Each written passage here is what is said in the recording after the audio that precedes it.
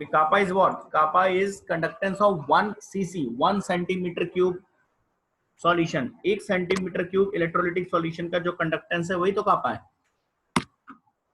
अब जरा मेरी बात समझिएगा, हमने एक स्ट्रॉन्ग इलेक्ट्रोलाइट का सॉल्यूशन बनाया है, ठीक है, और इसका वॉल्यूम मान लीजिए पहले इसका वॉल्यूम था 200 सीसी। अब हमने इसे डाइल्यूट किया और डाइल्यूट करके वॉल्यूम अब हो गया इसका 600 सीसी। जब हमने डाइल्यूट किया यानी वॉल्यूम बढ़ाया तो इसका वॉल्यूम बढ़ के हो गया 600 सीसी, ठीक है। सॉल्यूशन क्योंकि स्ट्रॉन्ग इलेक्ट्रोलाइट का है तो ऑलरेडी वो इलेक्ट्रोलाइट 100% डिसोसिएट हो चुका था। क्या strong electrolyte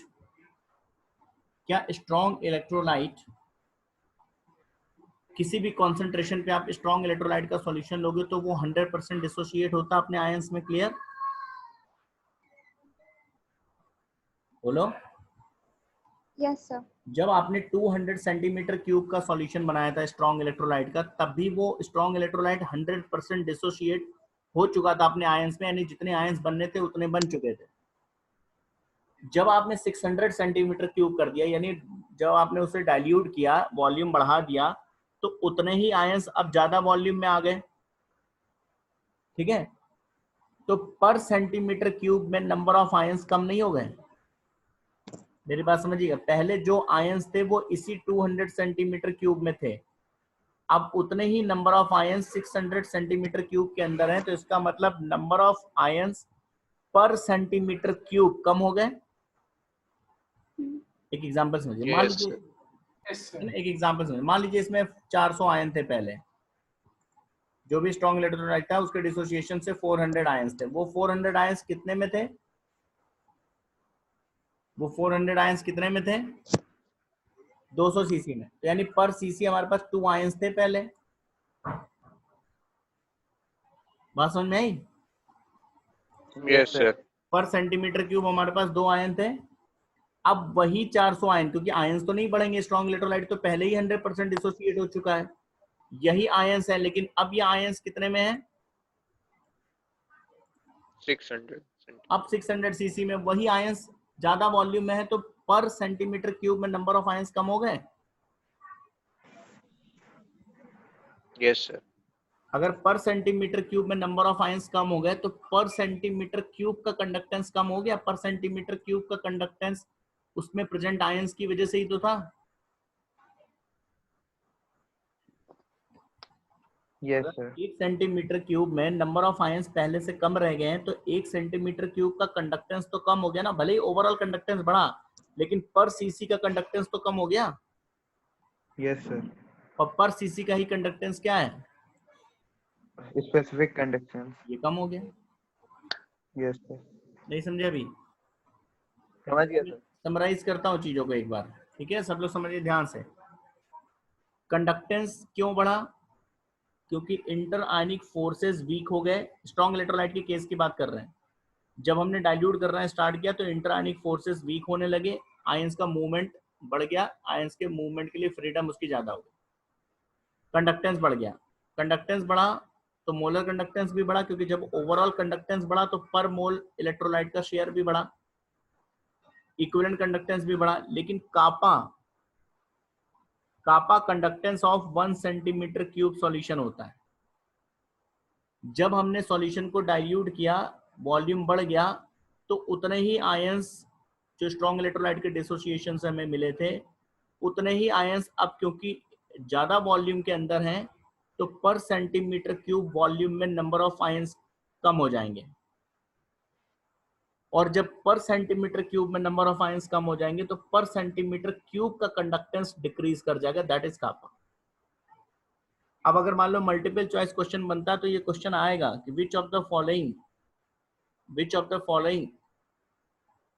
decreases when we increase the dilution. तो ये चारों चीजें दी होंगी, conductance, specific conductance, equivalent conductance, molar conductance. तो कंडक्टेंस बढ़ता है, इक्विवेलेंट कंडक्टेंस बढ़ता है, मोलर कंडक्टेंस बढ़ता है, स्पेसिफिक कंडक्टेंस डिक्रीज करता है जब हम डाइल्यूट करते हैं, और ये इसलिए डिक्रीज करता है because number of ions in 1 centimetre cube solution decrease हो जाता है। क्लियर? Yes sir. किसी को प्रॉब्लम? नहीं, चलिए अब हम ये सारी चीजें पढ़ेंगे फिर से, लेकिन अब किसके लिए पढ़ेंगे? वीक इलेक्ट्रोलाइटिक सॉल्यूशन के लिए। अभी तक हम स्ट्रॉन्ग इलेक्ट्रोलाइट के लिए पढ़ रहे थे। किसी वीक इलेक्ट्रोलाइट का अगर हम सॉल्यूशन लें लाइक एसिटिक एसिड और उसको हम डाइल्यूट करें तो उसके कंडक्टेंस पे, स्पेसिफिक कंडक्टेंस पे, इक्विवेलेंट कंडक्टेंस पे और मोलर कंडक्टेंस पे क्या इफेक्ट आएगा वीक इलेक्ट्रोलाइट के सॉल्यूशन पे? तो पहली बात, 2-3 बातें मैं बता रहा हूं, बहुत इंपॉर्टेंट, ध्यान रखिए। पहली चीज, जो ट्रेंड है कंडक्टेंस का, specific conductance, equivalent conductance, molar conductance, ये ट्रेंड सिमिलर होगा जो स्ट्रॉन्ग इलेक्ट्रोलाइट के लिए वैसा ही। मतलब वीक इलेक्ट्रोलाइटिक सॉल्यूशन के लिए भी conductance, specific conductance, equivalent conductance and molar conductance, ये सारी चीजों का सेम ट्रेंड है। सेम ट्रेंड का मतलब कंडक्टेंस बढ़ेगा, इक्विवेलेंट कंडक्टेंस बढ़ेगा, मोलर कंडक्टेंस बढ़ेगा, स्पेसिफिक कंडक्टेंस कम होगा जैसे जैसे हम डाइल्यूट करते जाएंगे इलेक्ट्रोलाइटिक सॉल्यूशन को। तो ट्रेंड इज सिमिलर।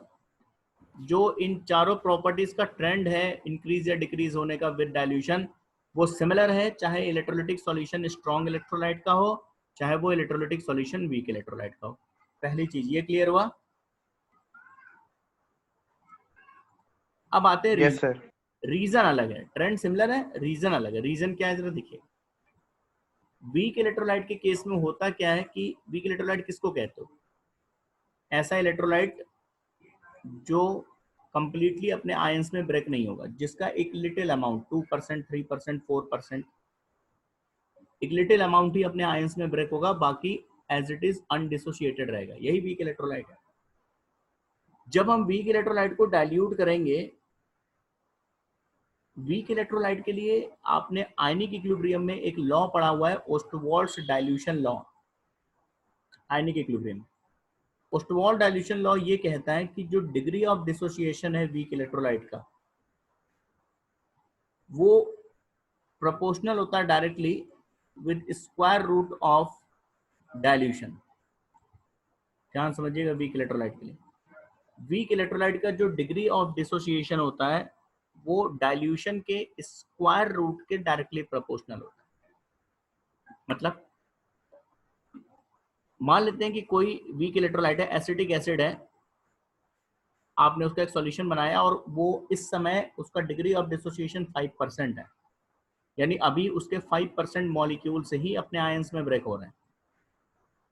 जब आप इसे डाइल्यूट कर देंगे, मान लो आपने इसका डाइल्यूशन 4 टाइम्स बढ़ा दिया, 4 गुना कर दिया। 4 गुना डाइल्यूशन का क्या मतलब है? पहले आपने जो सॉल्यूशन बनाया था वो 100 ml वॉल्यूम का था, 4 गुना इसको डाइल्यूट कर देने का मतलब है कि 4 टाइम्स का मतलब हो गया इसको आपने 400 ml कर दिया वॉल्यूम, इसमें और सॉल्वेंट मिला के इसका 400 ml कर दिया, तो ये इसका डाइल्यूशन 4 टाइम्स बढ़ गया।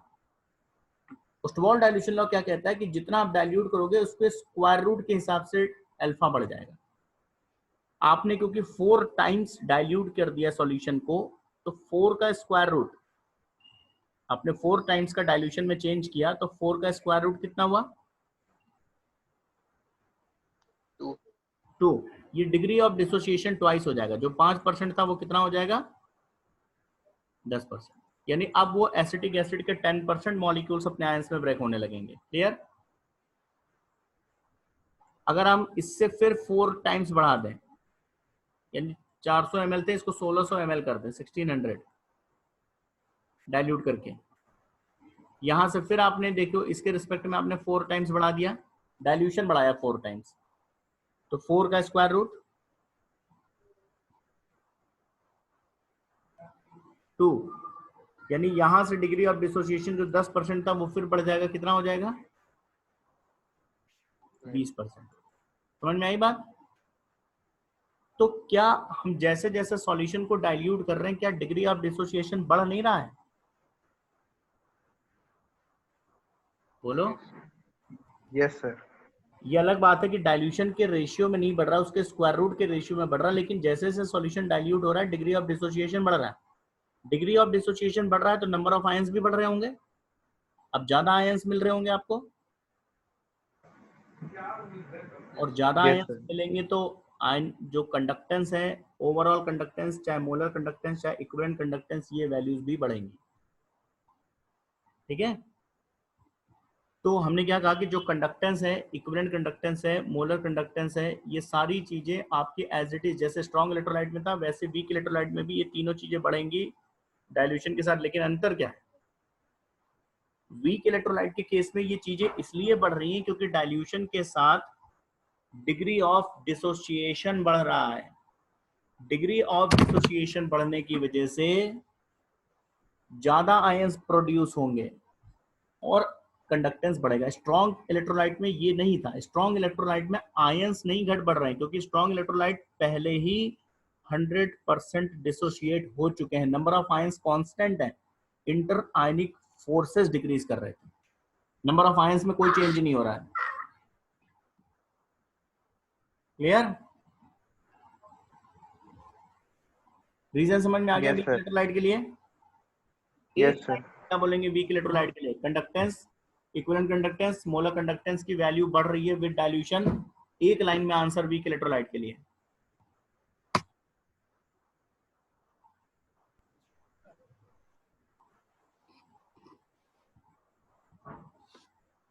सर इनका अल्फा बढ़ रहा है। ठीक है, जब आप इसे डाइल्यूट करोगे, क्योंकि स्ट्रॉन्ग इलेक्ट्रोलाइट पहले ही डिसोसिएट हो चुका है 100%, जब आप इसे डाइल्यूट करोगे तो वॉल्यूम केवल बढ़ा, नंबर ऑफ आयंस कुछ नहीं चेंज हुआ। नंबर ऑफ आयंस तो पहले जितने थे उतने ही अभी भी रहेंगे क्योंकि ऑलरेडी वो 100% डिसोसिएट हो चुका था। जितने आयंस उसे प्रोड्यूस कर रहे थे वो कर चुका था। अब वो आयंस ज्यादा वॉल्यूम में आ गए तो number of ions per centimetre cube घट जाएंगे। ठीक, वीक के केस में आइए, वीक इलेक्ट्रोलाइट के केस में क्या है कि जब हम डाइल्यूट करते हैं तो डिग्री ऑफ डिसोसिएशन भी बढ़ रहा है। ध्यान रखिएगा, डाइल्यूट कर रहे हैं तो वॉल्यूम बढ़ रहा है, लेकिन इसके साथ साथ अल्फा भी बढ़ रहा है और अल्फा बढ़ने की वजह से नंबर ऑफ आयंस बढ़ रहे हैं। यहाँ पर क्या है, नंबर ऑफ आयंस कांस्टेंट बने हुए हैं, खाली वॉल्यूम बढ़ रहा है। क्यों कांस्टेंट बने हुए नंबर ऑफ आयंस? क्योंकि पहले ही वो इलेक्ट्रोलाइट 100% ब्रेक हो चुका है अपने आयंस में। यहाँ पर वो पहले 100% ब्रेक नहीं हुआ, मान लेते हैं पहले वो 5% ही डिसोशिएट हुआ था, जब आपने डाइल्यूशन बढ़ा दिया तब वो 15% डिसोशिएट होने लगा। तो डिग्री ऑफ डिसोसिएशन बढ़ने से नंबर ऑफ आयंस बढ़ रहे हैं जैसे जैसे आप डाइल्यूशन कर रहे हैं। ठीक है, लेकिन क्या उस रेशियो में बढ़ रहे हैं जिस रेशियो में आप डाइल्यूट कर रहे हैं? No, sir. नहीं, उसके स्क्वायर रूट के रेशियो में बढ़ रहे हैं। जब आप 4 टाइम्स डाइल्यूट कर रहे हैं तब नंबर ऑफ आयंस ट्वाइस होंगे, डिग्री ऑफ डिसोसिएशन ट्वाइस होगा तो नंबर ऑफ आयंस डबल हो जाएंगे। ठीक है, तो उस रेशियो में नहीं बढ़ रहे हैं नंबर ऑफ आयंस जिस रेशियो में वॉल्यूम बढ़ रहा है, इसलिए ओवरऑल यहाँ भी number of ions per centimetre cube decrease ही होंगे। ये अलग बात है कि यहाँ पर number of ions per centimetre cube ज्यादा तेजी से डिक्रीज होंगे, यहाँ पर number of ions per centimetre cube come decrease होंगे। क्यों? क्योंकि नंबर ऑफ आयंस बढ़ रहे हैं वॉल्यूम के साथ साथ। ठीक है, Yes, sir.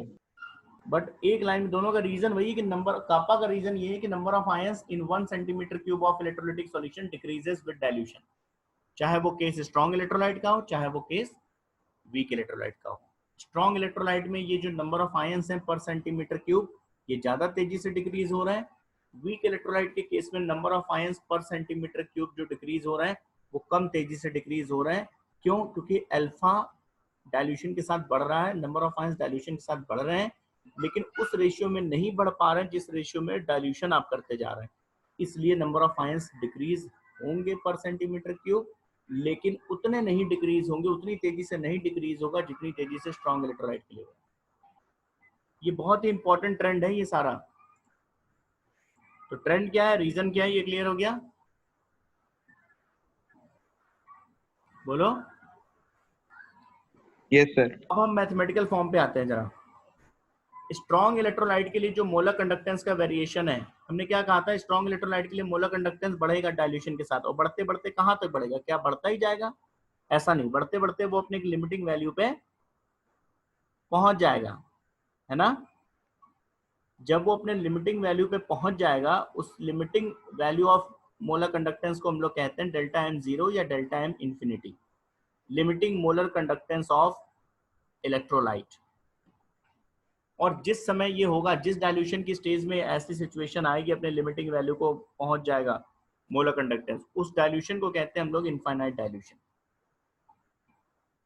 Limiting molar conductance का मतलब समझ गए, जब मोलर कंडक्टेंस बढ़ना बंद हो जाए, ऐसे समझो आप किसी वीक या किसी स्ट्रॉन्ग इलेक्ट्रोलाइट को डाइल्यूट करते जा रहे हैं और उसका मोलर कंडक्टेंस बढ़ता जा रहा है, आप नोट करते जा रहे हैं, आप वाटर मिलाते जा रहे हैं, मोलर कंडक्टेंस की बढ़ती हुई वैल्यू जा रही है, उसको नोट करते जा रहे हैं।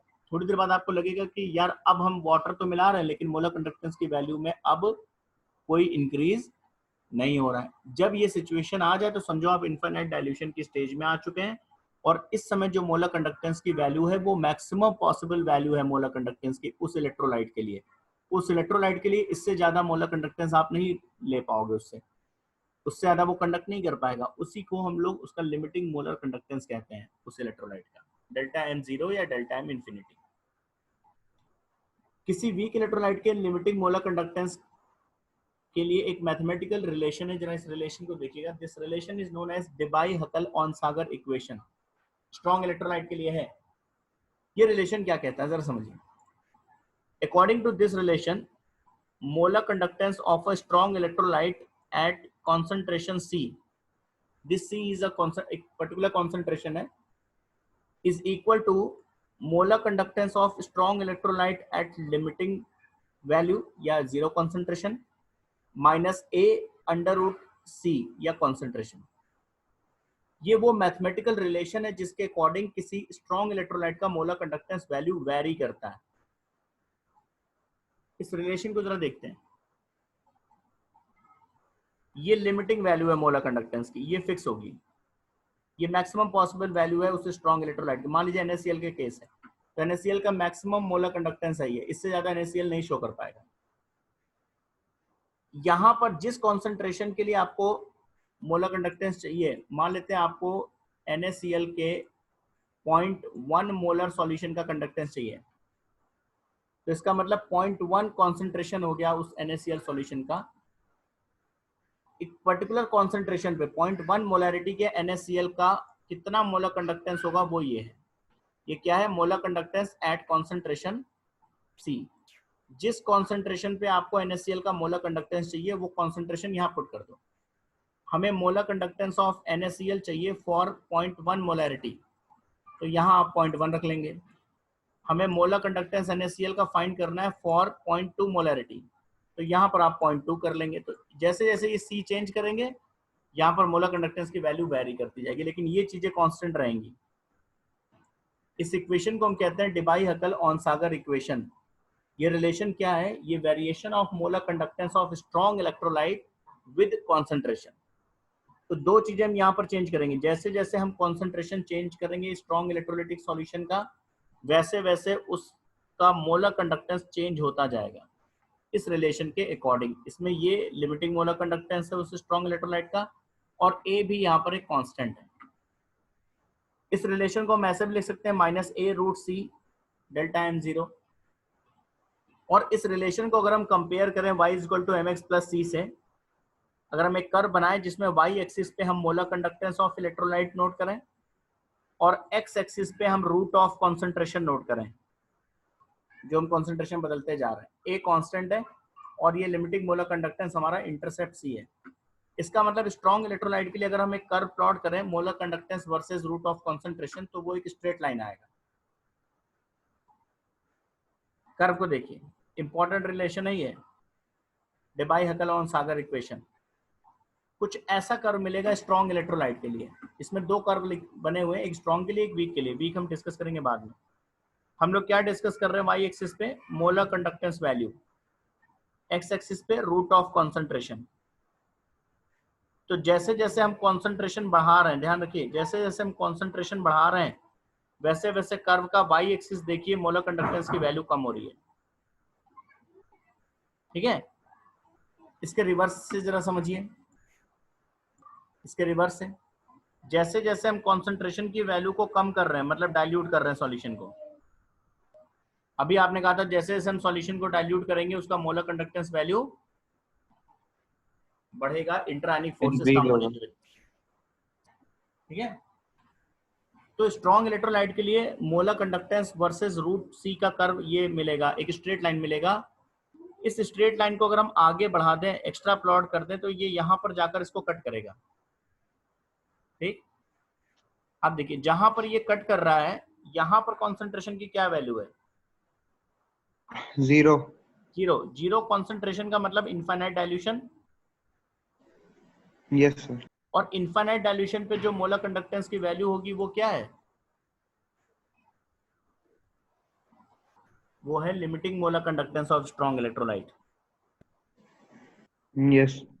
यानी किसी स्ट्रॉन्ग इलेक्ट्रोलाइट का लिमिटिंग मोलर कंडक्टेंस आप बहुत आराम से निकाल सकते हैं। कैसे निकाल सकते हैं? आप क्या करो, स्ट्रॉन्ग Concentration. इलेक्ट्रोलाइट के 4-5 सॉल्यूशन बना लो अलग अलग कॉन्सेंट्रेशन के, 0.1 मोलैरिटी का, 0.2 मोलैरिटी का, 0.3 मोलैरिटी का, 0.4 मोलैरिटी का, 0.5 मोलैरिटी का, ठीक है। 4-5 अलग अलग कॉन्सेंट्रेशन के सॉल्यूशंस बना लो और उन सभी इलेक्ट्रोलाइटिक सॉल्यूशंस की मोलर कंडक्टेंस वैल्यू नोट कर लीजिए।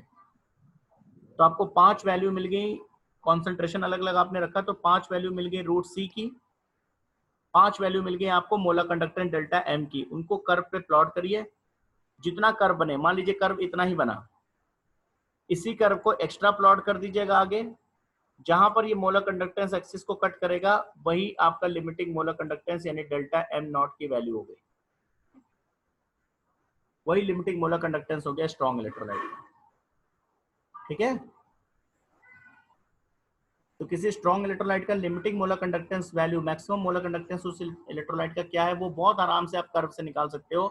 आपको एक कर्व प्लॉट करना पड़ेगा, molar conductance of strong electrolyte versus root of concentration, और इस कर्व को एक स्ट्रेट लाइन मिलेगा। इस कर्व को आगे जब आप प्लॉट करेंगे तो ये जहां पर मोलर कंडक्टेंस एक्सिस को कट करेगा वहां से आप limiting molar conductance delta M zero या डेल्टा एम इन्फिनिटी को फाइंड कर सकते हैं।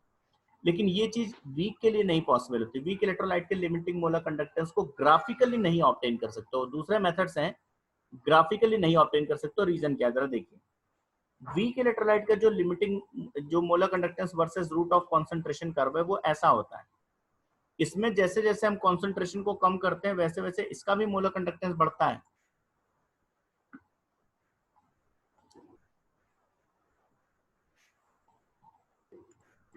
वैसे वैसे इसका भी देखिए मोलर कंडक्टेंस वैल्यू बढ़ रहा है। लेकिन यहाँ पर क्या होता है कि जब आप लगभग जीरो कॉन्सेंट्रेशन के आसपास आने वाले रहते हैं, एक्स एक्सिस लगभग जीरो के आसपास आने वाला है, तो ये मोलर कंडक्टेंस एक्सिस के पैरेलल हो जाता है। ये लाइन पैरेलल जब हो जाएगा तो ये कहीं भी कट नहीं करेगा इसको, और जब कहीं कट नहीं करेगा तो आप जीरो कॉन्सेंट्रेशन पे मोलर कंडक्टेंस की वैल्यू फाइंड नहीं कर सकते। यानी limiting molar conductance week electrolyte का नहीं फाइंड कर पाएंगे ग्राफिकली।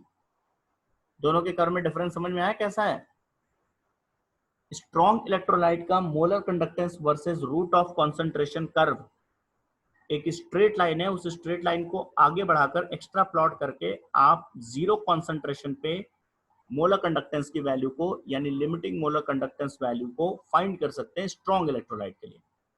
वीक इलेक्ट्रोलाइट का जो molar conductance versus root of concentration curve है वो जीरो कॉन्सेंट्रेशन के नियर जब पहुंचता है तो वो पैरेलल हो जाता है मोलर कंडक्टेंस एक्सिस के, वाई एक्सिस के, और वो कभी भी molar conductance delta M axis को कभी कट ही नहीं करता है किसी भी पॉइंट पे।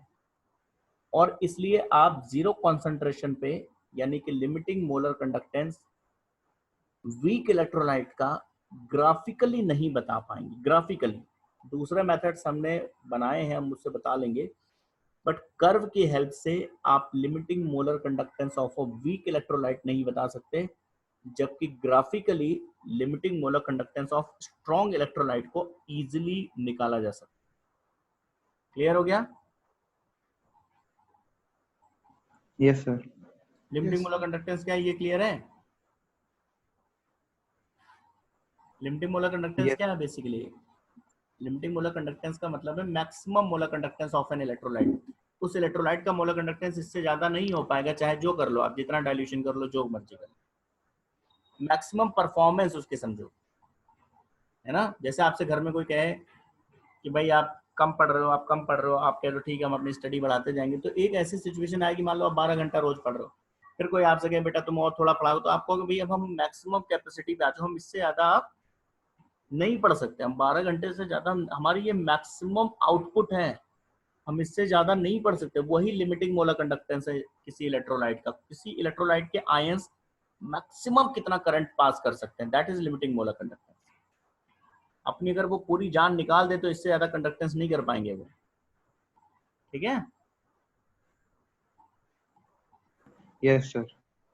तो स्ट्रॉन्ग इलेक्ट्रोलाइट के लिए और वीक इलेक्ट्रोलाइट के लिए लिमिटिंग मोलर कंडक्टेंस को कैसे फाइंड करेंगे ये समझ लीजिए। स्ट्रॉन्ग इलेक्ट्रोलाइट का लिमिटिंग मोलर कंडक्टेंस ग्राफिकली हम प्लॉट कर ऑब्टेन कर सकते हैं delta M versus root of concentration curve से, लेकिन वीक इलेक्ट्रोलाइट के लिए नहीं कर सकते। क्यों नहीं कर सकते उसका रीजन समझ में आ गया। तो फिर हम वीक इलेक्ट्रोलाइट के मोलर कंडक्ट, ये सब कहानी हम लोग पढ़ चुके हैं आज की क्लास में, ठीक है। एक कर्व में हमने दोनों को एक साथ दिखाया, देखिए स्ट्रॉन्ग और वीक का कर्व कैसा होगा, molar conductance versus root of concentration. देखिए स्ट्रॉन्ग इलेक्ट्रोलाइट अगर कोई होगा लाइक KCl तो स्ट्रेट लाइन होगा, और अगर कोई वीक इलेक्ट्रोलाइट होगा लाइक एसिटिक एसिड तो कर्व ऐसा होगा उसका, और ये पैरेलल हो जाएगा, मोलर कंडक्टेंस एक्सिस को कहीं भी कट नहीं करेगा, एक ही कर्व में दोनों अगर आप देखेंगे तो। ये है molar conductance versus root of concentration curve. तो ये सारी कहानी आज ये सब डिस्कस कर चुके हैं हम लोग, स्पेसिफिक कंडक्टेंस का ये सब कर चुके हैं, ठीक है। अब जो नेक्स्ट टॉपिक हमारा वो है कोलरॉस लॉ। नेक्स्ट क्लास में हम लोग डिस्कस करेंगे कोलरॉस लॉ। कोलरॉस लॉ क्या है जरा ये भी मैं बता दूं। अभी आपने क्या कहा कि वीक इलेक्ट्रोलाइट का जो लिमिटिंग मोलर कंडक्टेंस है उसको ग्राफिकली ऑब्टेन करना पॉसिबल नहीं है, ग्राफिकली वीक इलेक्ट्रोलाइट के लिमिटिंग मोलर कंडक्टेंस को। तो वो ऑल्टरनेट मेथड, जिस मेथड के थ्रू हम लिमिटिंग मोलर कंडक्टेंस फाइंड करेंगे वो ऑल्टरनेट मेथड ही कोलरॉस लॉ है, ठीक है। लेकिन इसको पढ़ेंगे नेक्स्ट टाइम।